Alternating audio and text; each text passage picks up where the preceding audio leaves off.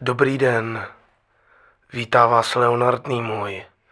Dnes si povíme příběh o muži, který se v 25 letech pokusil proprdnout puding a zpětný tah mu sroloval páteř. Nevěříte? Věřte.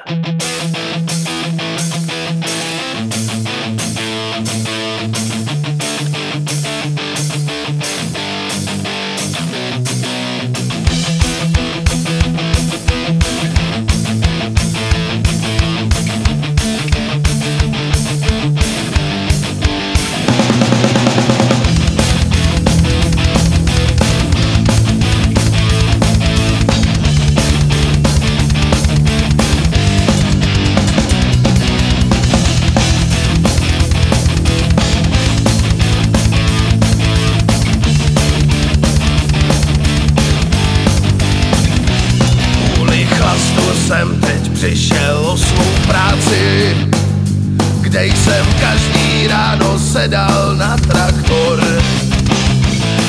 Teď nepiju a dávno už mám jinou. V Dukovanech čistím reaktor. Sála na mě Tyrkisová záře a chodí na mě státní dotace. Že jsem kurva nešel na faráře, už se projevují mutace. No tak holky, dejte si něco k pití, v posteli pak budu velký pán.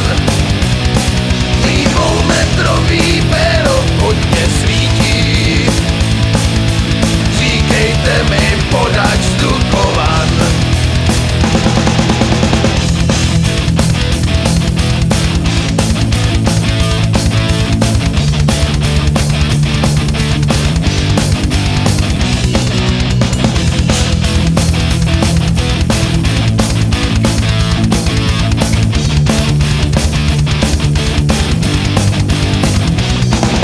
Z bradavky mi roste krysí ocas, z hlavy zase soška Madony.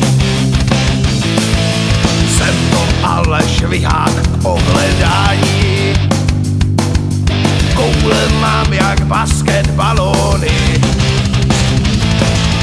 Símím obrovským pohlavním údem, podám si do novin inzerát. Za slečínky já nemrdám, já půlím. Já jsem krutor, půjdeme si hrát.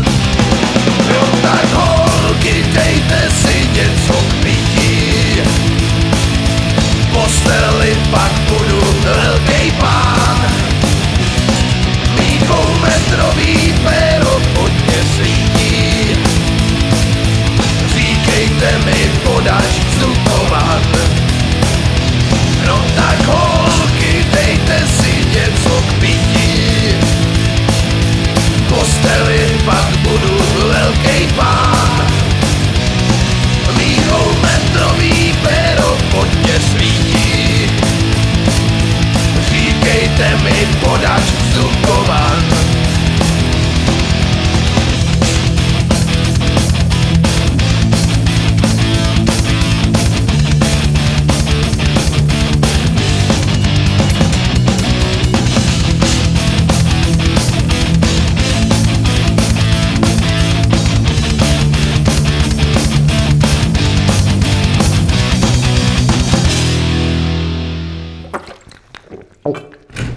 Ty vole, chlapi, co blbnete, ty vole, voda z reaktoru se nepije, to nevíte?